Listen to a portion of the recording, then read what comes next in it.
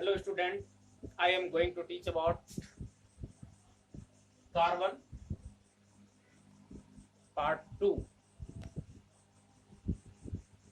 आज ये जानना है कि आखिर दुनिया में ऑर्गेनिक कंपाउंड यानी कार्बन कंपाउंड सबसे अधिक पाया जाता है, लार्ज नंबर में पाया जाता है। व्हाई, है ना?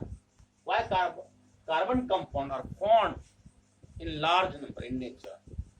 प्रकृति में क्यों पाया जाता है, इसके बारे में हमको जानना है। क्या जानना है? तो इसका 4 रीजन। कितने रीजन है? इसका 4 रीजन है। First, tetra covalency. टेट्रा मतलब 4 यानी 4 वैलेंसी जिसका होता है, और कोवैलेंसी मतलब शेयरिंग ऑफ इलेक्ट्रॉन। तो फर्स्ट रीजन क्या हुआ कि टेट्रा कोवैलेंसी है। ओके। सेकेंड क्या है? केटेनेशन। सेकेंड क्या है? केटेनेशन। थर्ड क्या है? पॉलीमराइजेशन। फोर्थ क्या है? आइसोमेरिज्म। 4 पॉइंट याद रखना है। फर्स्ट क्या था? टेट्रा कोवैलेंसी, है ना। सेकेंड क्या था? पॉलीमराइजेशन, है ना। तीसरा क्या था? केटेनेशन। फोर्थ क्या था? आइसोमेरिज्म। ओके। सबसे पहले हम टेट्रा कोवैलेंसी के बारे में जानेंगे। टेट्रा कोवैलेंसी क्या है? कार्बन ही ऐसा है, इसका वैलेंसी कितना होता है? 4 होता है, और ये कोवैलेंस बनाता है यानी शेयरिंग ऑफ इलेक्ट्रॉन करता है। आयनिक कंपाउंड फॉर्म नहीं करता है। आयनिक कंपाउंड का मतलब क्या होता है? जो लॉस करता है या गेन करके जो कंपाउंड बनाता है। इलेक्ट्रॉन का लॉस करके या गेन करके जो कंपाउंड बनाता है, वैसे कंपाउंड को आयनिक कंपाउंड बोलते हैं। और जो शेयरिंग करके बनाता है तो हमको उसको कोवैलेंसी बोलते हैं, है ना।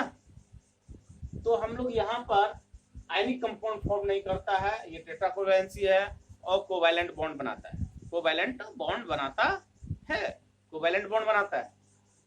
तो ये only covalent bond. Okay. First कारण ये। सेकेंड क्या है? Catenation.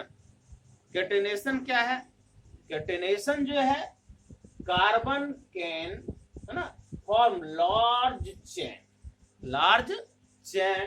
Branch and ring chain. तीनों तरह का चेन बना सकता है। इसके साथ with bonding another carbon atom के साथ। यानी ये प्रॉपर्टी बहुत यूनिक प्रॉपर्टी है कार्बन का, कि कार्बन एटम अपने ही कार्बन एटम के साथ ऐड करते हुए जुड़ करके एक लंबा चैन, लंबी श्रृंखला बनाते हुए अनेक कंपाउंड का निर्माण कर सकती है, उसको फॉर्म कर सकती है, बना सकती है। ये बहुत यूनिक प्रॉपर्टी है ना। यहाँ पर हम देखें एग्जांपल के तौर पर, कार्बन, एक कार्बन जुड़ गया, 4 कार्बन जुड़ गया, 2 कार्बन जुड़ करके बना सकता है, अलग कंपाउंड बन जाएगा। 3 कार्बन जुड़ करके अलग कंपाउंड बन जाएगा। यानी कार्बन कार्बन अटैच होता है। फिर यदि ये ब्रांच बना लेता है तो ये भी अलग कंपाउंड बन जाता है ना। तो फिर रिंग बना लेता है तो ये भी अलग कंपाउंड बना लेता है। अब देखिए कि यहाँ भी तीन क्या है? 3 कार्बन एटम है, और यहाँ भी 3 कार्बन एटम, लेकिन दोनों अलग अलग कंपाउंड हो जाएगा। दोनों अलग अलग कंपाउंड हो जाएगा, ध्यान दीजिएगा। तो ये है, यहाँ पर एलिमेंट का एटम क्या होता है? जुड़ करके एक नया कंपाउंड फॉर्म करता है। ठीक है। अब पॉलीमराइजेशन क्या है? ठीक उसमें एक ध्यान देने वाली है, दोनों फर्क क्या है, अंतर क्या है, डिफरेंस क्या है ना। यहाँ पर क्या होता है, ये एक केमिकल क्या है, प्रोसेस है, जिसमें से कुछ मोनोमर्स, सेवरल मोनोमर्स जो है मिल करके एक पॉलीमर का निर्माण कर देता है। सेवरल मोनोमर्स मिल करके क्या बना देता है? पॉलीमर बना देता है। सेवरल कुछ जो है, कुछ मोनोमर्स मिलकर एक पॉलीमर का निर्माण करता है। यानी कि छोटा छोटा मोनोमर्स, यानी मोनोमर्स क्या बोलते हैं? इथिलीन, है ना।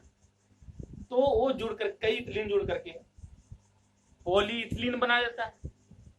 कई इथिलीन जुड़ करके, जैसे एग्जांपल के तौर पर जैसे पॉलीथीन जानते हैं, है ना, और हम लोग जानते हैं पॉलिस्टर, कपड़ा यूज करते हैं, कपड़ा पॉलिस्टर, कपड़ा पॉलिस्टर, पॉलीथीन यूज करते हैं।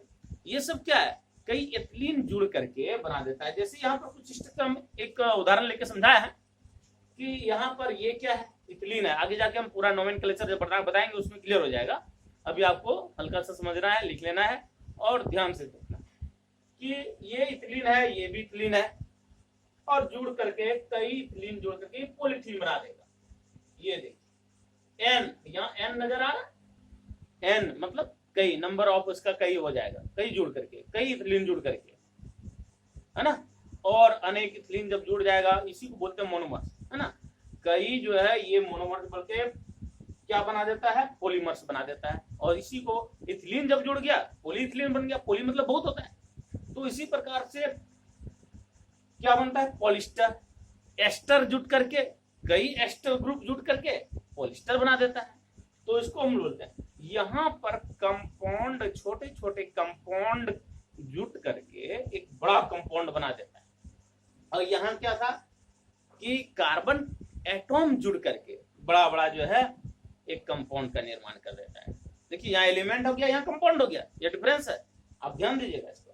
उसके बाद आइसोमेरिज्म, ये बहुत अच्छा टॉपिक है, आप लोग को बाद में जाके पढ़ना ही पड़ेगा, और हम कुछ नेक्स्ट वीडियो में आपको बताएंगे कि आइसोमेरिज्म, आइसोमेरिज्म क्या है, जिसका मॉलिक्यूलर फार्मूला सेम होगा, मॉलिक्यूलर फार्मूला सेम होगा बट डिफरेंस स्ट्रक्चर फार्मूला, और इसके कारण से इसका प्रॉपर्टी भी अलग जाएगा, अलग अलग कंपाउंड हो जाएगा।